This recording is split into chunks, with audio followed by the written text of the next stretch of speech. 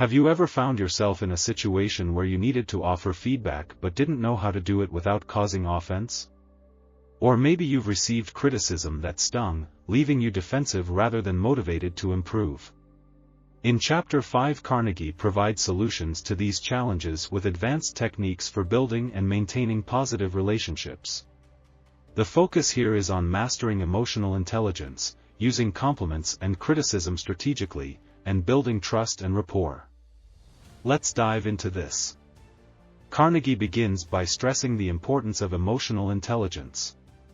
You've probably heard the term before. It's the ability to understand and manage your own emotions while also being sensitive to the emotions of others.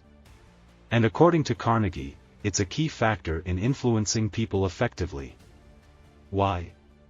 Because when you can tune into how others are feeling, you can better navigate difficult conversations and persuade people without alienating them.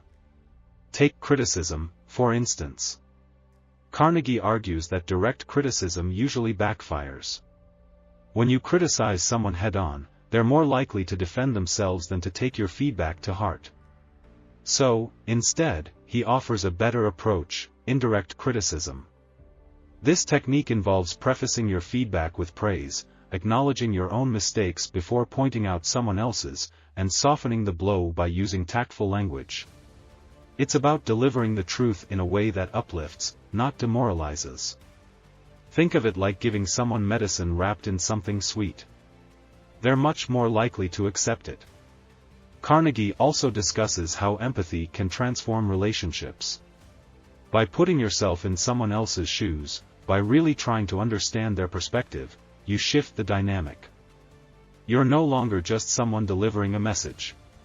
You're someone who genuinely cares about their experience. Now, imagine what that does for your influence. When people feel understood, they're more likely to listen. They're more likely to trust you. And, crucially, they're more likely to be open to what you have to say. One of Carnegie's most practical tips for empathy in action is the sandwich method of criticism. Here's how it works: start with a genuine compliment. For example, if you're giving feedback to a team member, you might say, "You've done an incredible job keeping the team organized this month." Then, gently insert the criticism: "I noticed a few deadlines were missed, which affected the rest of the team's workflow. But I know that with your attention to detail, we can tighten that up." And finally, end with another positive statement: "Your dedication really shows, and I'm confident we'll get this back on track." By sandwiching the critique between praise, the person is more likely to stay open and receptive, rather than getting defensive. Carnegie illustrates these principles with powerful real-life examples. In one story, a corporate leader turned around a failing business simply by starting every critique with a positive comment. Instead of tearing down his team, he built them up. Morale improved. Team cohesion grew stronger. And in the end, so did the company. But this doesn't just apply to work. Carnegie also shares stories from his own life, like the time a student managed to reconcile with his estranged son. By using empathy and indirect criticism, this student was able to rebuild the relationship, leading to a healthier, more robust connection. These aren't just abstract ideas, they're practical strategies that you can use in your own life. Carnegie advises practicing active listening, a skill that too often gets overlooked. When we listen actively, we're not just waiting for our turn to speak. We're engaging with the other person, maintaining eye contact, nodding, and offering affirmations like, "I understand," or, "That's interesting." And by asking thoughtful questions, we signal that we genuinely care about their thoughts and feelings. This kind of listening builds trust.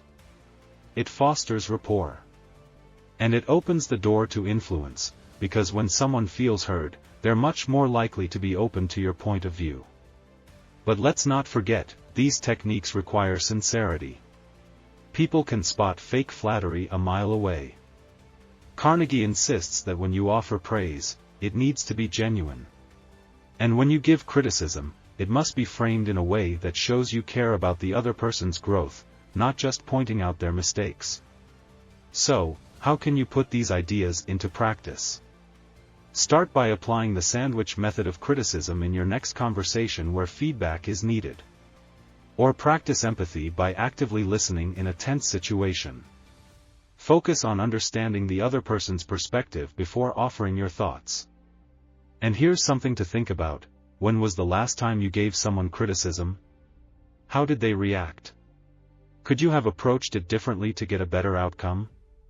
Carnegie's message is clear: by combining emotional intelligence, empathy, and strategic communication, you can build stronger relationships and become a more effective leader. Here are some questions to reflect on. How often do you consider the emotional impact of your words before you speak? When was the last time someone gave you criticism that was hard to accept?